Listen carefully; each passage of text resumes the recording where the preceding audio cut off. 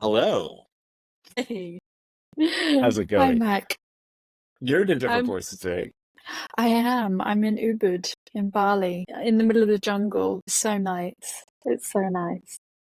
I'll Amazing. I'll I'll bring my coconut Yes. Yes. slightly Show into us your view. coconut. I think you're very large. Although they gave me it's a little kind of stall just down the path, and they gave me a plastic straw, which I was a bit sad about, but yeah.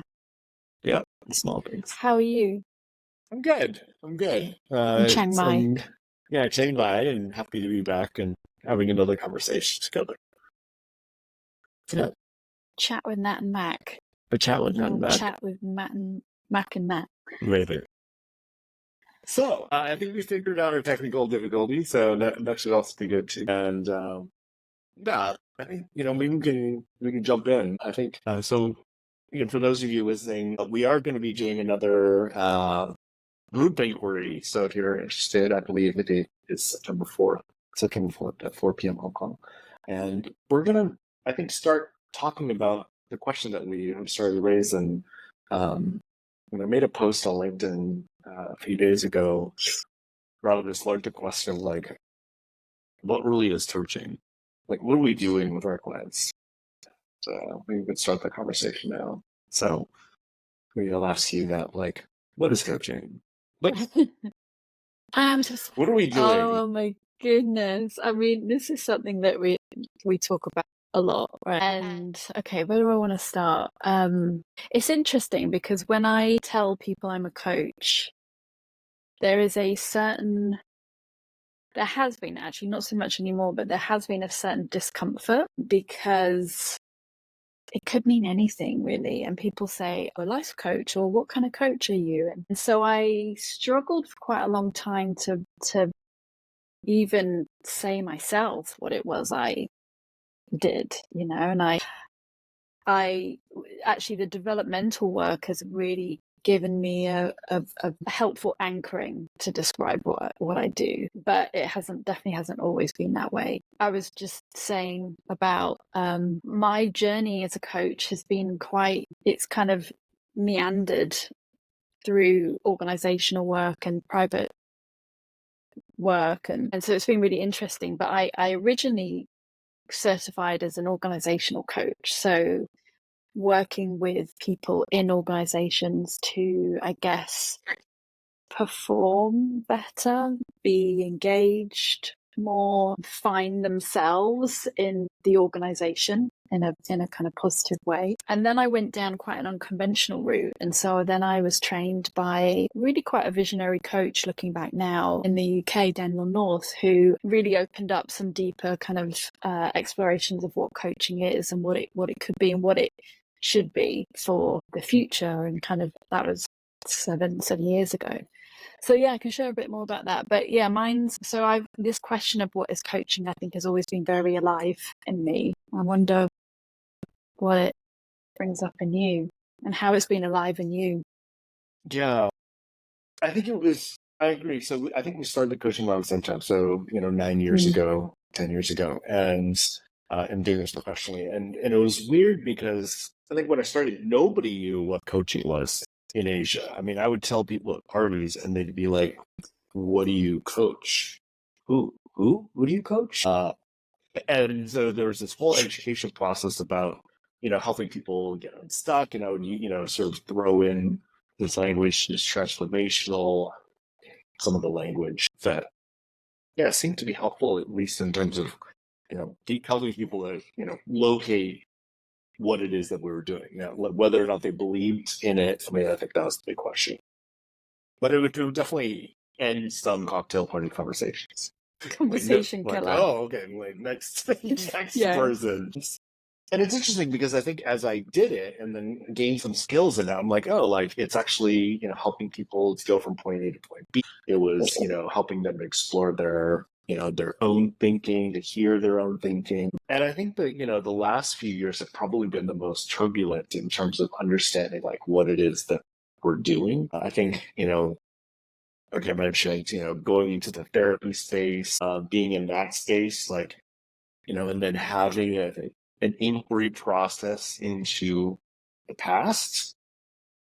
I was like, oh, so I'm an inquiry processes of the future and an inquiry processes of the past. So is it all the same? It's just about like the time frame that we're talking about. So like on this side, it has to be therapy. On in the past, it's therapy. In the future, in the present, it's coaching. But then you just like why does the past matter? Why does the future matter? I mean, there's all these big questions that started to emerge. And then as we started talking about this soul guide coaching, where it becomes a little bit more muddy around what the line is between therapy and coaching, where you're scared to serve the client in the best way possible. So I would say at this point, it's probably more muddy and unclear than it ever has been before. And it feels weird because I'm now, 9.5 years into doing this as a professional.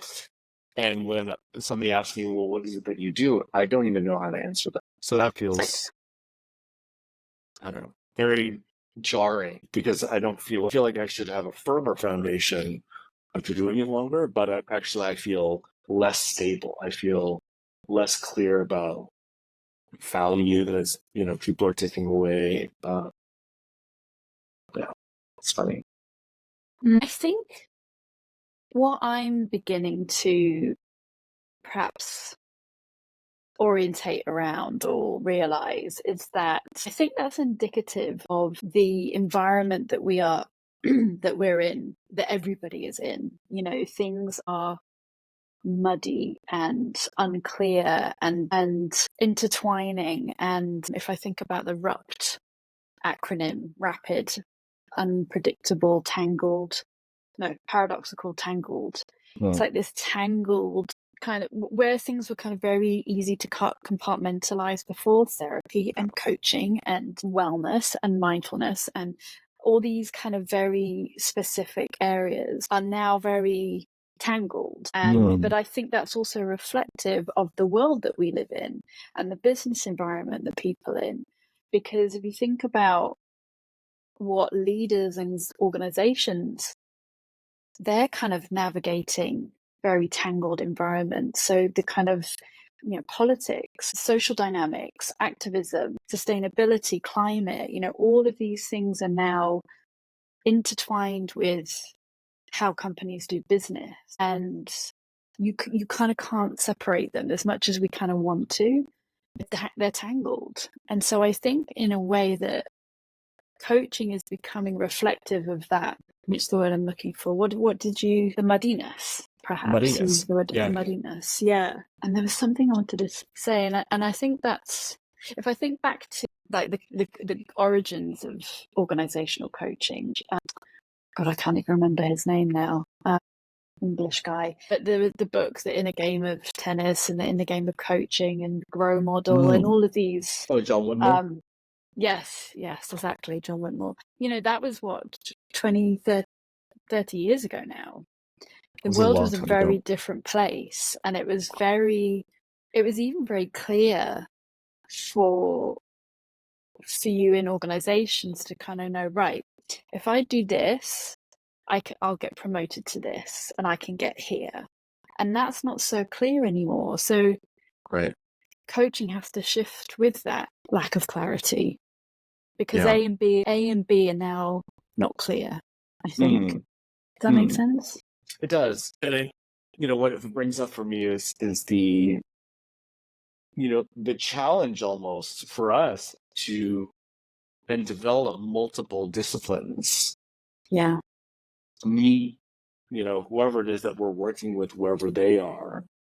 So whether it be, business management, mindfulness, facilitation, therapy, trauma informed, performance coaching. And it feels like if you're going to use like the single function tools, you might find yourself starting to get left out because the demand is now for multifunction tools and multifunctionality to exist, because I think that maybe that's to meet the demand of the muddiness, because we don't really know what the best intervention will be.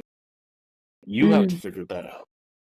We just have people that are confused and work with them. Yes, which is not often the mandate that we get from HR or from the organization, but it's the experience that we meet when we engage with the client. But what you said really makes me think of, God, I wish I could remember quotes, but I will always butcher them. What Carl Jung said about, I really want to look it up, but it's essentially about you learn all the theory and the tools, and then you put that aside and you meet the soul that's in front of you.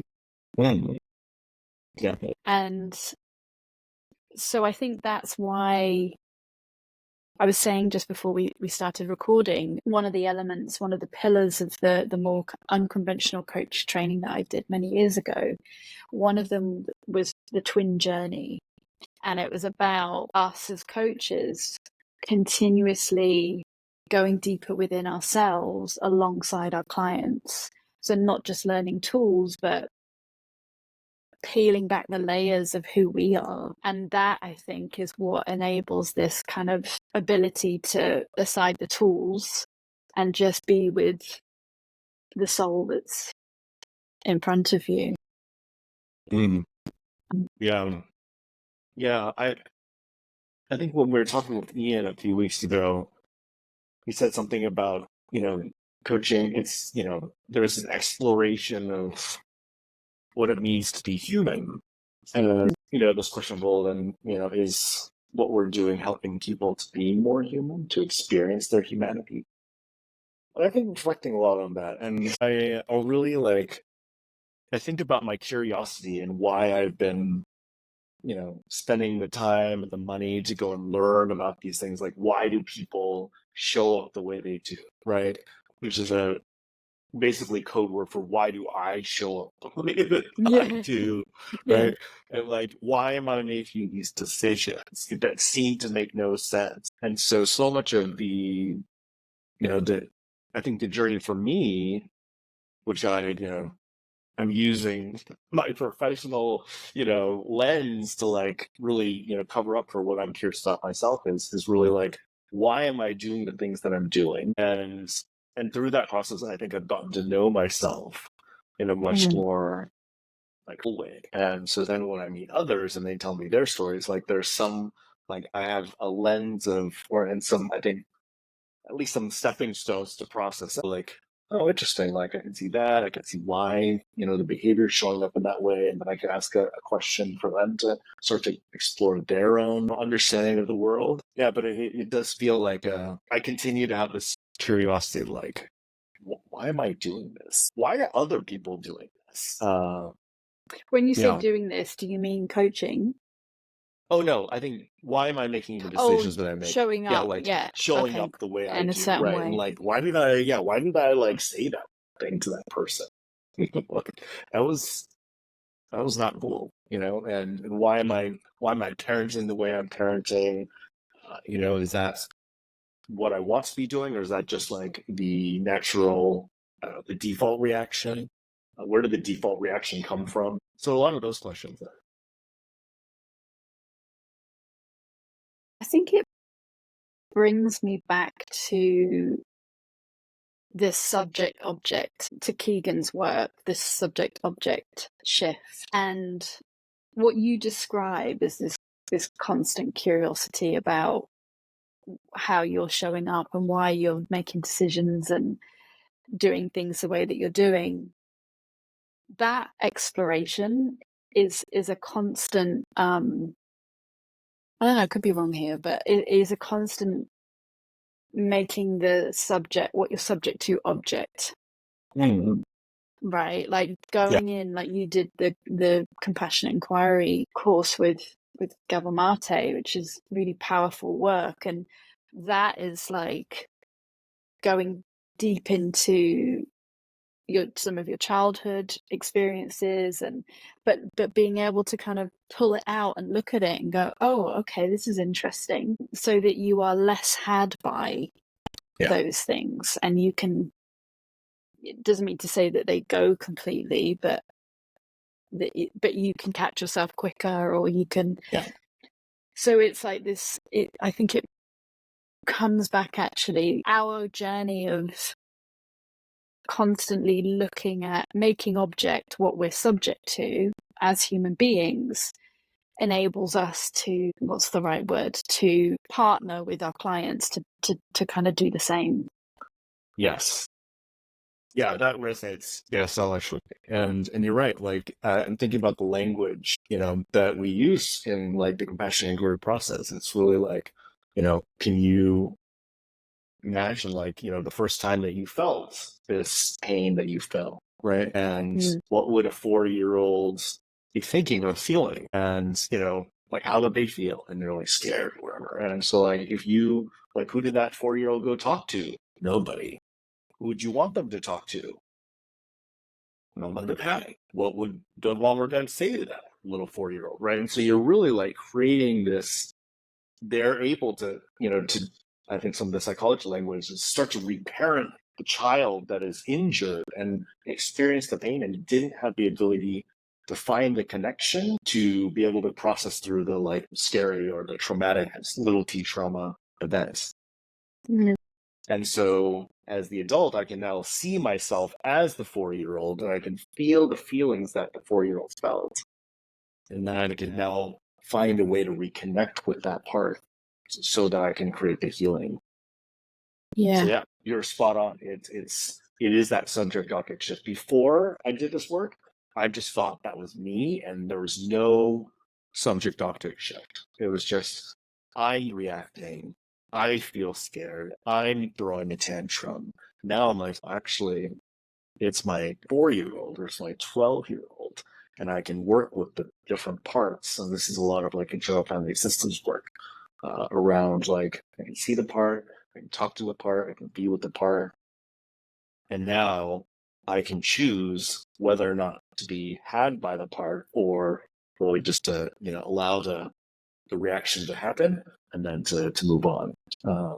So yeah, I think it's all very similar work, right? It's that perspective shift that I think, which is I cool. think anything that supports us to look at something about ourselves and be curious about it and make sense of it to an extent, but that might come later.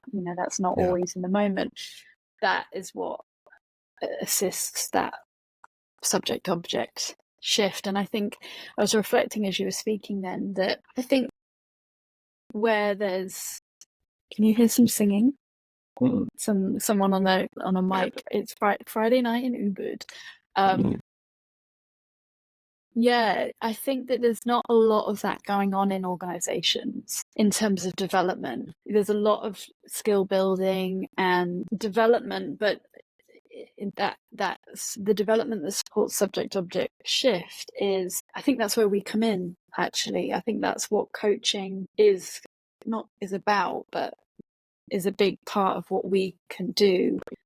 Because it's messy. It can be messy. It can be confusing. It can take time. It's not something that you can go and do on a 2-day course. Right. And so I think that's where we come in with these kind of longer relationships that we have with clients, where we can work with somebody with the system in mind, but outside of their system that they're in. And I think that's where a lot of people get stuck, is that they're not getting that development support. Yeah. Yeah. Actually, it brought up, that brings up something that one of my clients used to say. And, they go through their day and then we come and meet and they're like, Mac, like, I can hear you in my brain asking these questions. And I was like, oh, it's so weird. I was like, really? Like, what am I saying? Yeah. And so it's interesting because they're using that voice as the, hey, can you stop and notice what's happening? And the like, can you raise up out of the, the muck and look at the muck rather than be in the muck? And it's interesting, to hear some of that feedback, because, that says like, so there's the development of a new voice that's inside their head that's being like, don't stay in the muck. Get the perspective shift and then ask the question that needs to be asked.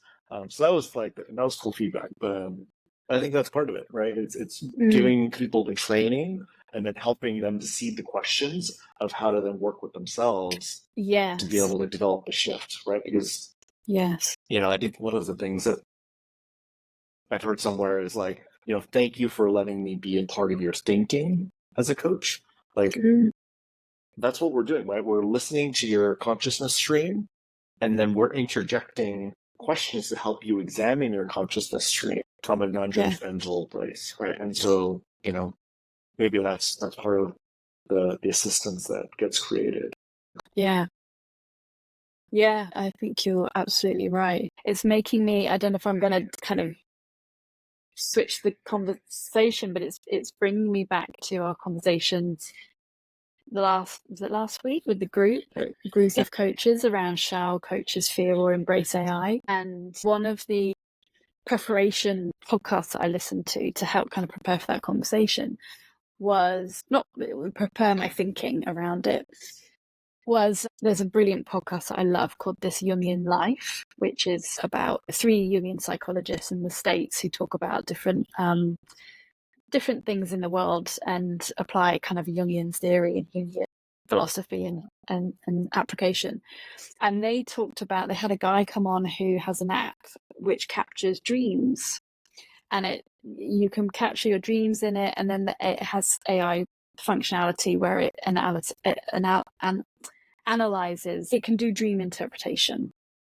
And so they had a really interesting conversation about that and threw up loads of stuff for me. But one of the things that really stuck in my mind was one of the podcast hosts, Lisa, she said, it worries me that we're giving AI access to our inner world and being able to kind of mine our inner world.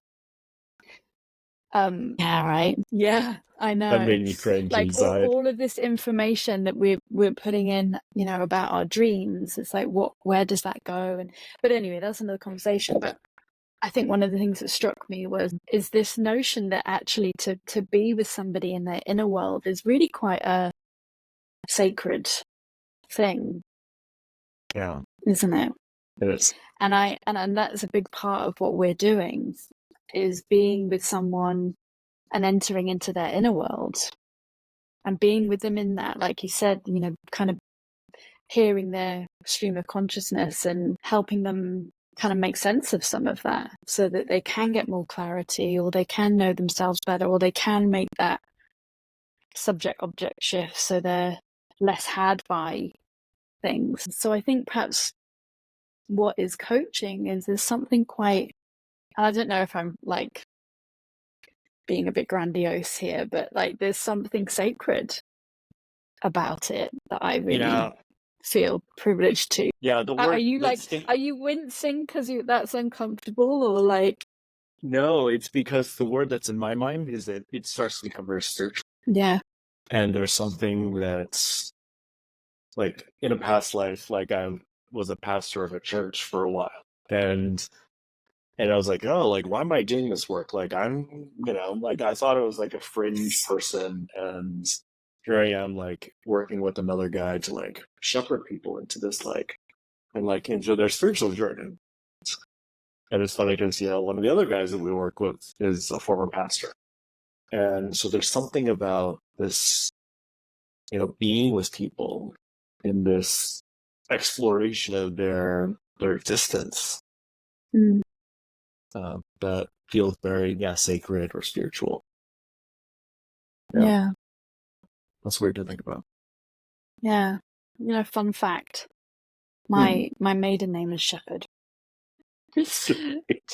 um the Made for moors of this. the West Country. What was I going to say? Yeah, it is. There is something spiritual about it, and I think that's where that's going to become more and more important as the world gets increasingly more tangled and complex, and technology becomes so much more embedded in our lives. Because the interesting thing is, I've been seeing a Jungian analyst to look at my dreams and kind of be curious about my unconscious. And I downloaded the app that they were talking about. It's quite cool.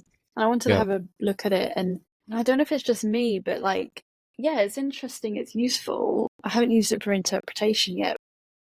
but I want to go and sit with somebody, because to tell someone about my dreams is really, it feels sacred to me. It feels like the container of being in a room with another human being, where we don't know, we can just be, is actually what I want. And I think that's what coaching. Yeah. And I would say sometimes you want that container and the freedom to talk to the person more than the interpretation itself. Yes. So, then what's that about? Right? Instead, it comes back to, it's just, I want to be witnessed. I want to be seen. I want to be heard by another human being. Mm-hmm. Because there's something enriching in that process. Yeah. And I think that, I often say to clients that the work happens as much outside of the coaching sessions as it does in the coaching conversation, because the conversation will spark insights and questions and connections, and like the unconscious and the conscious will work beyond the coaching conversation. That's the client's own process. Yeah. Oh, look at the sunbeams coming It's in. so beautiful. Is that our cue to wrap up? I've loved this conversation, and it feels like there's so much more we could do. So maybe we could pick up the next time we meet. And it feels like quite a nice intro to our upcoming collective inquiry on the 4th of September, because I'd be really keen to hear other coaches' thoughts and feelings and experiences as well on this topic. Yeah. Beautiful. Thank you so much. Thanks, I really enjoyed Mac. this. And we'll see you all again September 4th, 4 p.m. Check out Beam and Bright. See you there. Thanks, everyone. Bye.